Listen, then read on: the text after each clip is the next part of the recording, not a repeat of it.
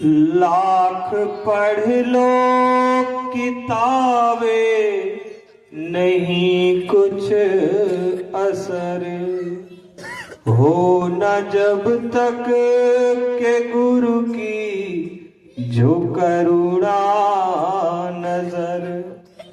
पास बैठो तो आती है यादें खुदा, ऐसे सतगुरु की सेवा बड़ी चीज है, ऐसे संतों की संगत बड़ी चीज है। देखो, कहते हैं भगवान स्वयं गीता में क्या कहते हैं, मैं संतों का दास, संत मेरे मुकुटमणि। भगवान कहते हैं एक पल मेरी बात भी काट दियो यमराज, परंतु जो संत अपने भगत को वचन दे दें उस बात की मान रखना फिर मेरा काम है, मैं उस बात को कटने नहीं देता। इसलिए भगवान कहते हैं गीता जी में बार बार कहते हैं कि मैं संतों का दास, संत मेरे मुकुटमणि। मैं संतों का हास परिहास नहीं होने दूंगा अर्जुन, मैं केवल संतों का ही दास हूं, मेरे बिना उनका इस संसार में कोई नहीं है। देखो, सदगुरु आते हैं, अपनी चरण कमल की रज हमें दे करके जाते हैं। क्यों?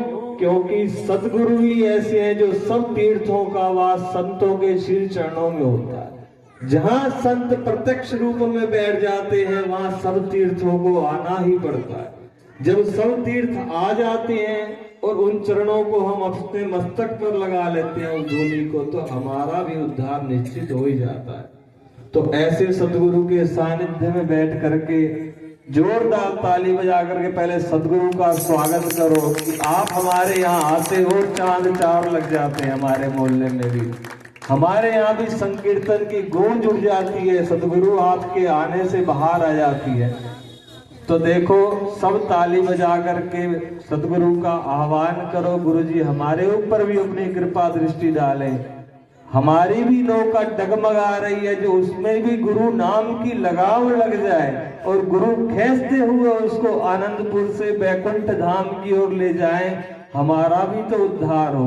उद्धार कैसे होगा? जब सतगुरु इतने शांत स्वभाव में बैठ करके हमारी ओर निगाहें करे और मुस्कुरा दे, फिर हमारा कल्याण निश्चित है।